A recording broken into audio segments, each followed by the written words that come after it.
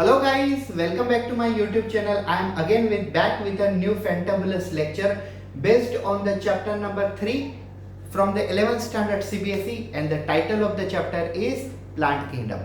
Plant kingdom ये जो chapter है 11th स्टैंडर्ड सीबीएसई में से इसमें से 2 एमसीक्यू गारंटेड पूछे जाते हैं नीट एग्जाम में। नीट एग्जाम में जो 90 एमसीक्यू उसमें से 2 एमसीक्यू गारंटेड इस चैप्टर में से पूछे ही जाते हैं और ये चैप्टर काफी बेहतरीन चैप्टर है और मैं उसे और बेहतरीन पढ़ाने की आपको कोशिश करूंगा। So without wasting any time let's begin with the topic, let's begin with the chapter. So our chapter is chapter number 3, Plant Kingdom, 11th standard CBSE. Let's look towards about this exam. Yes, I'm a professor which is conducting the you can say coaching classes for the NEET, CET, NET, SET, GATE, PET, IIT JAM. Okay, and this topic is related to the NEET. Let's begin with this topic. First, I'll give you in brief about the introduction. Yes.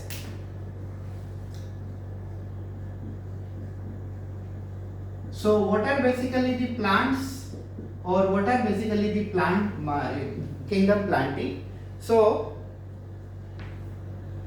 basically if we start, so our start with the last chapter.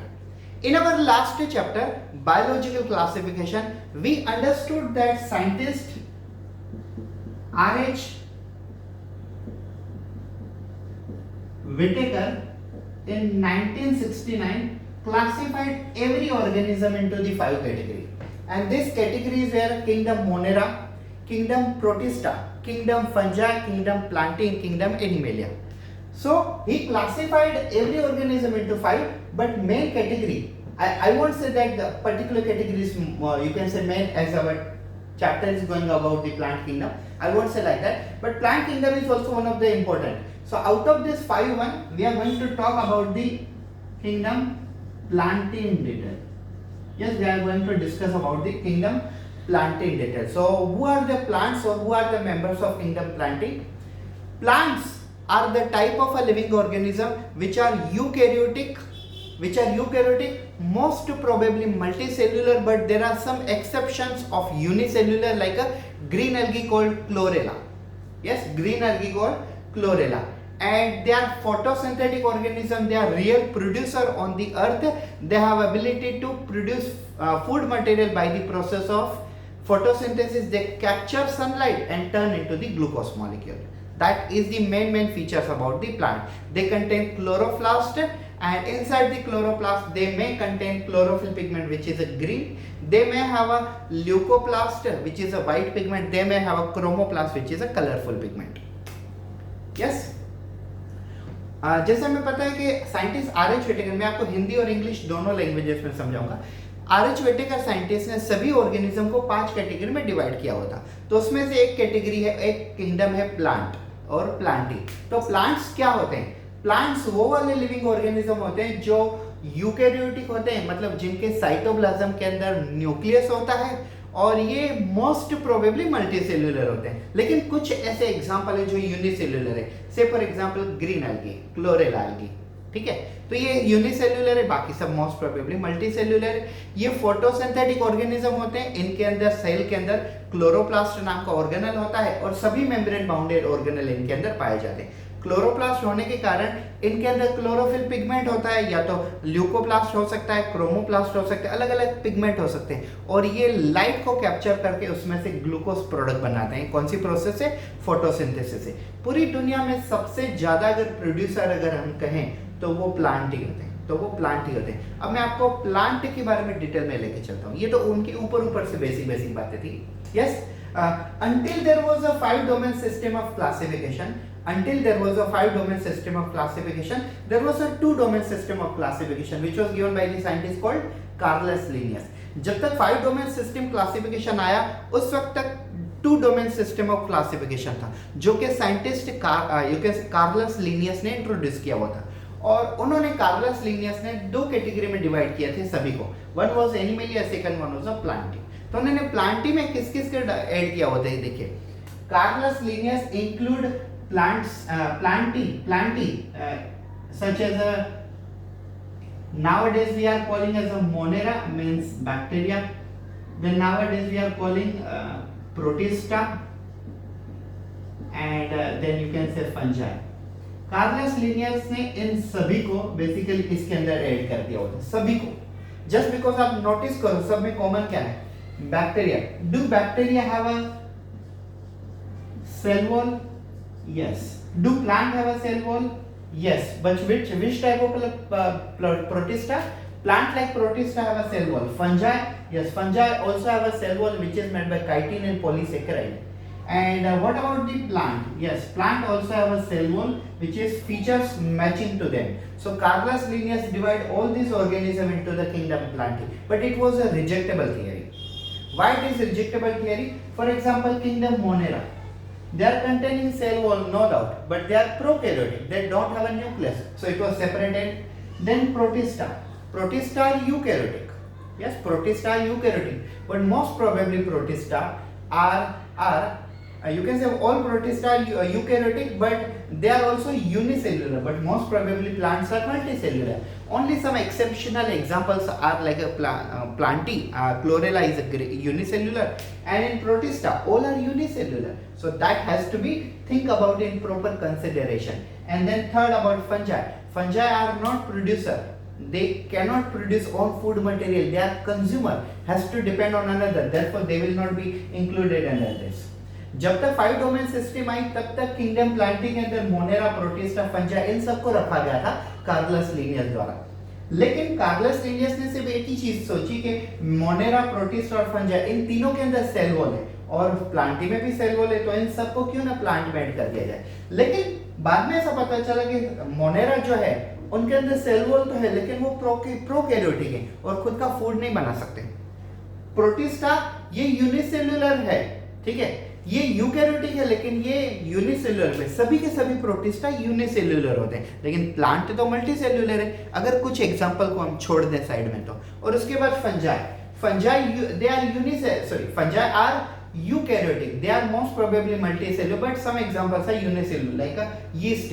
But fungi are not producer. They can't prepare the food material by photosynthesis. They are consumer and saprophytic, and as well as some parasitic in nature. So generally in theory को भी reject किया गया। तो सबसे finally जो theory accept हो गई थी वो थी आर.एच. व्हिटेकर की। फिर आर.एच. व्हिटेकर ने जो प्लांटी बनाई, तो प्लांटी को क्लासिफाई करने के लिए उन्होंने सिस्टम्स बनाई, classification systems. So I'll tell you guys in this chapter, in our introduction, we have 6 different type of a classification system based on particular character, and then I will describe you everything in detail. Yes.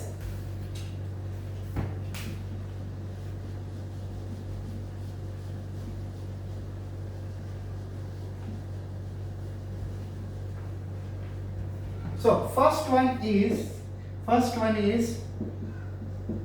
artificial classification system.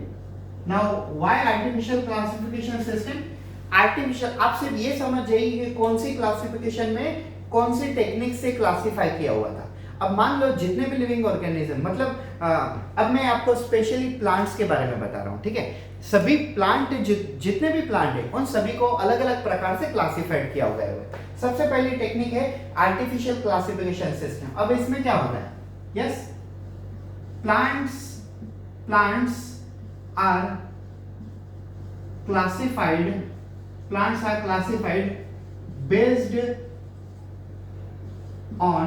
based on morphological character. Let me change the marker. So first system of classification is artificial classification system, in which how plants are classified on the basis of which criteria? Plants are classified on the basis of morphological character.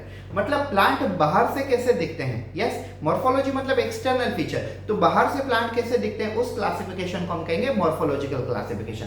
अगर आप blank और notebook और pen लेके बैठे हो, yes, अगर नहीं बैठे हो तो बैठो, और पेन और नोटबुक लेके बैठे हो तो आप ये चीजें लिखो, शॉर्ट में लिखो, like plant artificial classification system, तो उसमें क्या लिखोगे, बेस्ड ऑन मॉर्फोलॉजिकल कैरेक्टर। पूरा लिखने की जरूरत नहीं, मैं आपको समझा रहा हूं, इसके लिए मैं पूरा समझा रहा हूं, लेकिन आप शॉर्ट में लिख सकते हो, ठीक है। Second,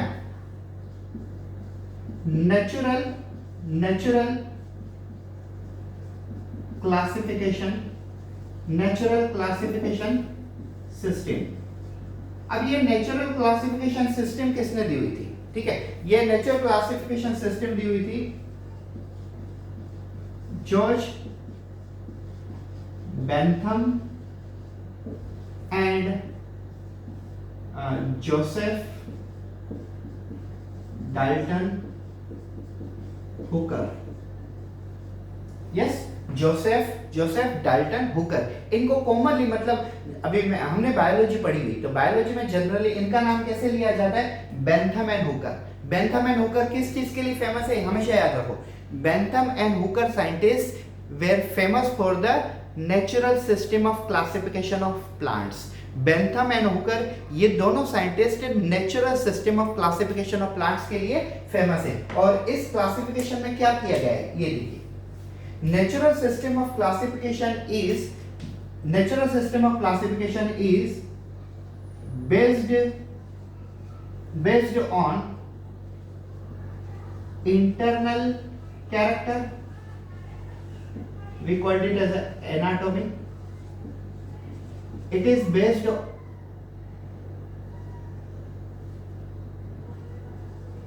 first one is anatomy, means internal character, then second one is embryology, and then it is also based on chemical constituent and all this। ये सभी के सभी अगर हम कैरेक्टर देखें तो इन कैरेक्टर को, इस टेक्निक को हम कहते हैं natural system of classification. So first one was artificial system of classification, second one is a natural system of classification. First one artificial, second one is natural system of classification. Now I tell you other system of classification. Let's see the third type of classification. Yes, now third type of classification is, you can say, cytotaxonomy. अब हमने इसे directly cytotaxonomy लिखा है। Taxonomy का मतलब क्या होता है? Taxonomy is nothing but the study of classification. Cyto means cell, taxonomy means study of classification. So cytotaxonomy, it is based on number, shape and you can say structure, number, shape and structure of chromosome. मतलब एक specific plant के अंदर chromosome के number कितने, हाँ chromosome के number भी अलग हो सकते हैं, जस्ट लाइक हेप्लॉइड, डिप्लॉइड हम कहते हैं ना। Yes, so in a particular plant how much number of a chromosome is available, what is the structure of chromosome and what is the shape of chromosome. This type of classification system is cytotaxonomy. इसे हम sorry third है ये, जैसे cytotaxonomy, then you can say chemotaxonomy. So again, what is meant by taxonomy? Taxonomy means classification, study of classification. Chemo means chemical. So this is based on chemical constituent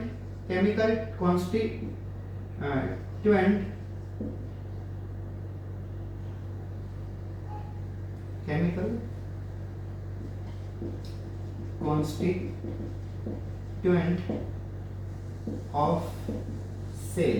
एक specific plant के अंदर और उनके specific sales के अंदर chemical constitute क्या है, उनके अंदर प्रोटीन कौन से हैं, उनके अंदर अमाइनो एसिड कौन से हैं, लिपिड कौन से हैं, सैचुरेटेड लिपिड है, अनसैचुरेटेड है, मोनो अनसैचुरेटेड है, पॉली अनसैचुरेटेड है, उनके पूरे की पूरी केमिकल एनालिसिस से हम प्लांट को क्लासिफाई कर सकते हैं। That is कीमोटैक्सोनॉमी। हमें याद कैसे रखना है? Cytotaxonomy based on structure, function, based on structure, shape and number of chromosome. Chemotaxonomy based on chemical material or chemical constituent present in particular plant body. Artificial system of classification only on the external character, morphological character. Natural classification system which was given by the Bentham and Hooker, it is based on internal character, we call anatomy, embryology, chemical constituent, phytochemistry, etc etc. उसके बाद और भी classification मेरे पास जगह नहीं है, यहाँ पे लिखता हूँ। Yes, phylogenetic classification.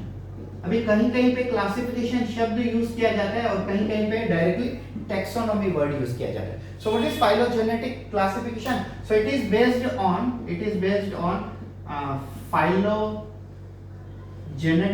phylogenetic relationship. It is based on phylogenetic relationship. अब आप समझो phylogenetic relationship मतलब क्या है। Just like we are human being and some other human beings, like one human being from Africa, another human being from the New Zealand, another human being from the West, you can say India. So all these three human beings are from the different country, but they all are having same genetical relationship. What? They all are belonging to same species, Homo sapiens sapiens. Africa का जो बंदा है New Zealand का बंदा है और हम India का, और दूसरा कोई कंट्री का, समझ लो बांग्लादेश का, अमेरिका का, लंदन का, ऑस्ट्रेलिया का, कहीं क्या भी हो, वो सभी के सभी ह्यूमन बीइंग है ना, तो वो सभी के सभी है होमो सेपियन सेपियन। तो इस वाला क्लासिफिकेशन को हम कहते हैं phylogenetic classification, which is based on what? phylogenetic relation means relationship among the species है। और एक क्लासिफिकेशन आता है, सॉरी मैंने ये सीक्वेंस प्रॉपर्ली मैनेज नहीं किया, आई अपोलोजाइज फॉर दैट, मुझे सीक्वेंस भी मैनेज करना चाहिए था ताकि आपको और जल्दी समझे। सिर्फ याद ये रखो, artificial morphological classification, artificial system classification, morphological character, natural system, internal character, cytotaxonomy, chromosome number size shape, कीमोटैक्सोनॉमी, chemical constitute, phylogenetic, species relationship, और दूसरा आता है numerical taxonomy. So what is numerical taxonomy? This is classification of a plant based on coding techniques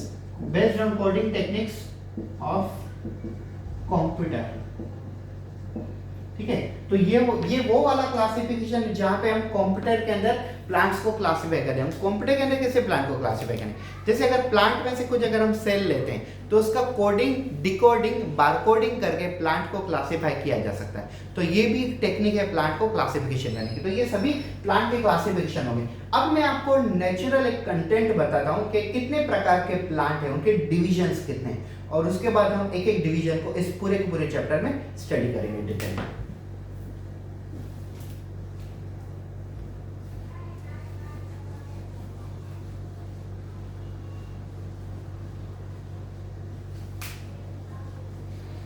तो ये क्या थे? ये सबके क्लासिफिकेशन के सिस्टम।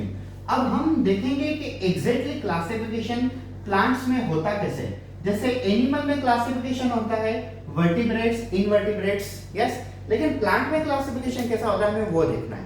तो चलिए आइए डिटेल में देखते हैं। All the plants are basically classified into two main category. All the plants are classified into two main category and this categories are, first category is cryptogams. First category is cryptogams and second category is phanerogams. First category cryptogams, second category phanerogams. Yes, so what is meant by cryptogams, what is meant by phanerogams? Cryptogams are spore producing plants. And what are the phanerogams? Phanerogams are seed producing plants. तो जो plant spore produce करते हैं और उस spore में से नया plant बनता है तो वो वाले प्लांट होते हैं क्रिप्टोगैम्स, और जो प्लांट सीड प्रोड्यूस करते हैं और उस सीड में से नया प्लांट बनता है तो वो होता है phanerogams. फिर से एक बार समझ लीजिए, the plant which produces spore and from spore a new plant is germinated, such kind of a plants are called as a spore producing plant और cryptogams. And if a plant are producing seed and from seed a new plant is germinating, then such kind of a plants are called as a seed producing plant, also we call them as a phanerogam. So I'll tell you now which plants are basically divided into this category. आपने नाम सुना होगा basically नाम in the sense जैसे plants are having algae, plants are having bryophyte, plants are having pteridophyte, plants are having angiosperm, plants are having gymnosperm. तो ये 5 division है, तो उनको हम वन बाय वन डिवाइड करेंगे। Just like cryptogams are divided into 3 category. First category is algae, second category is bryophytes, and third category is pteridophytes. Yes, first category is algae, second one is bryophyte, and third one is pteridophyte. Now if we talk in phanerogames, so they are divided into 2 categories, and these 2 categories are, first one is angiosperm and second one is gymnosperm, angiosperm and gymnosperm. ठीक है, सो अब आपने ये properly समझ लिया कि algae किस में आता है और एंजियोस्पर्म, जिम्नोस्पर्म, ब्रायोफाइट, टेरिडोफाइट ये किस में आते हैं, आपको क्लियरली समझ गया। मैं आपको इंट्रोडक्शन इतना डिटेल में क्यों पढ़ा रहा हूँ, ये देखिए।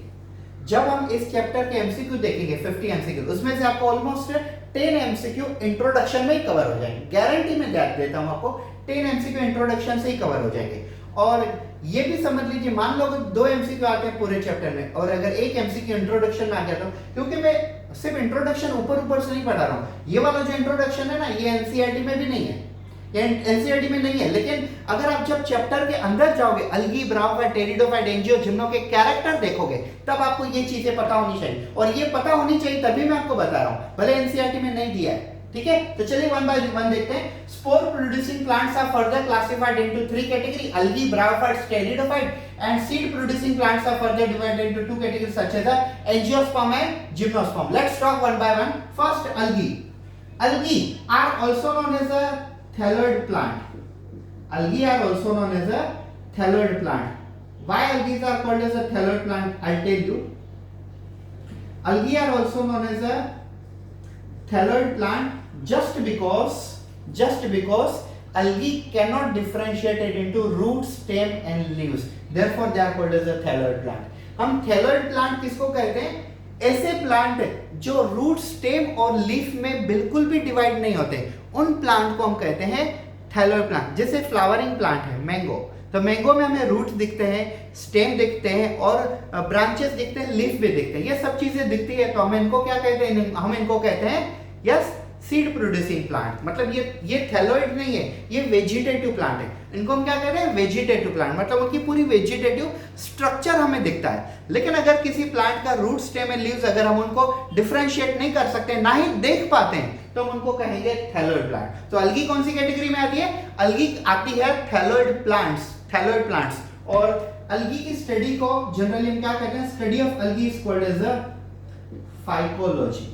एक्चुअली सबके इंडिविजुअल स्टडी है, तो हम इतना डिटेल में हम कैरेक्टर में जाएंगे, लेकिन अभी यहाँ पे डिस्कस नहीं करते हैं। ठीक है, हाँ, remember study of algae this you can call Thallophyta. मतलब ये इस चैप्टर से रिलेटेड। अगर आपको कोई पूछे थैलोफाइटा, तो थैलोफाइटा क्या होगा? Algae. Why? Because algae is a thalloid. What is a thalloid? The plant body which is not differentiated into root, stem and leaves is called thalloid. Angiosperm में हमें पूरे के सभी पार्ट्स दिखते हैं, लेकिन हमें अल्गी में कभी भी पार्ट्स नहीं दिखते। अल्गी जो पानी में होती है ग्रीन कलर की, क्या हमें उसमें रूट, स्टेम और लीफ दिखते हैं? नहीं दिखते हैं। तो ऑब्वियसली ये क्या है? यह थैलोइड। ये क्या है? यह है थैलोइड। दूसरा bryophyte. Bryophytes are also known as a amphibian plant. They are also known as a amphibian plant. Now why amphibian? Generally what is actually the meaning of amphibian? When the particular organism survive inside the water and also comes on the ground, and particular animal from ground can also go into the water. Dual mode of life is called amphibian, but plants are non-mortal. How plant will come from water to the ground and again will go from ground to the water? It is not the amphibian meaning in case of a plant. ठीक है, तो generally जैसे हम amphibian कहते हैं कि जो animal पानी में से सॉइल के पानी में से जमीन के ऊपर आता है, जमीन में से फिर से पानी में जा सकता है, जैसे क्रोकोडाइल है, ठीक है, जैसे यू कैन से आप कह सकते हो टोर्टोइस है, तो ये एम्फीबियन है। तो वो एनिमल से रिलेटेड सुटेबल है वर्ड। लेकिन प्लांट में ब्रायोफाइट्स में एम्फीबियन का मतलब कुछ और होता है। एम्फीबियन का मतलब क्या है? Bryophytes are commonly called as amphibian. एक गांठ बांध के चलो माइंड में फिक्स कर लो। Plants, bryophytes plants are generally called as amphibian plant just because they are requiring water for two main purpose. First purpose, completion of a life cycle, and second purpose that is fertilization.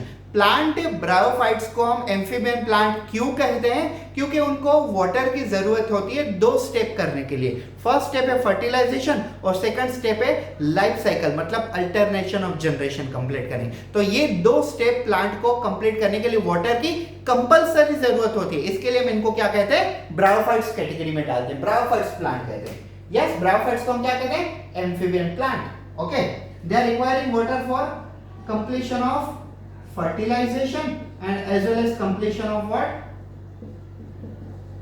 Life cycle, and therefore they are called as a amphibian plant. Moving towards third, pteridophytes. काफी interesting plant है, दुनिया के पहले plant है जिनके अंदर xylem और phloem पाया गया था. Pteridophytes are also known as the first vascular plant. Pteridophytes are also known as the first vascular plant on earth. Why it is? Vascular का मतलब देखिए, एनिमल के अंदर, हम ह्यूमन बीइंग के अंदर वॉस्कुलर का मतलब होता है जहां पे ब्लड सप्लाई हो. Like heart is a vascular organ, our eyes are too much vascular organ because there is a supply of blood. लेकिन प्लांट में वॉस्कुलर का मतलब अलग होता है. प्लांट में वॉस्कुलर का मतलब होता है जिनके अंदर जाइलम और फ्लोएम टिश्यू होते हैं, जिनके अंदर जाइलम और फ्लोएम टिश्यू होते हैं. इनको हम क्या कहते हैं? इनको हम कहते हैं वॉस्कुलर प्लांट्स. सो दुनिया के सबसे पहले वॉस्कुलर प्लांट कौन थे? Pteridophytes. Yes, pteridophytes were the first vascular plant on the earth. Vascular plant तीन ही प्लांट आते हैं, एक आता है टेरिडोफाइट, एक आता है एंजियोस्पर्म, एक आता है जिम्नोस्पर्म. ये दोनों वॉस्कुलर प्लांट है. और गारंटी से देखता हूं मैं आपको, मैंने क्वेश्चन बनाया है ना, मुझे पता है मैंने क्वेश्चन कैसे बनाया, क्वेश्चन कैसे सिलेक्ट किए हुए. आपको एक क्वेश्चन डेफिनेटली ऐसा आएगा, which among the following is lower vascular plant. Lower vascular plant. अभी ये देखिए, ये तीनों के तीनों लोअर प्लांट्स हैं और वो दोनों हायर प्लांट्स हैं. सुन लीजिए पहले, वो दोनों हायर प्लांट्स हैं, ये तीनों के दोनों लोअर प्लांट्स हैं. अब ये तीनों लोअर प्लांट्स में से वॉस्कुलर कौन है? यही, ठीक है. और अगर हम वॉस्कुलर सिस्टम से देखा जाए तो ये तीनों के तीनों वॉस्कुलर प्लांट्स हैं. कभी-कभी ऐसा क्वेश्चन पूछा जाता है just like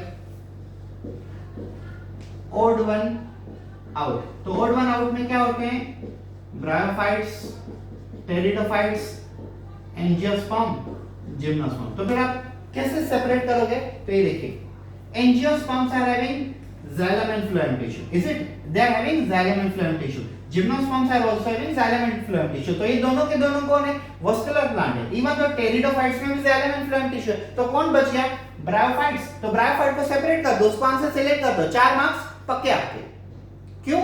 Just because bryophytes are not having xylem and phloem tissue. Is it true? Is it clear, guys, everyone?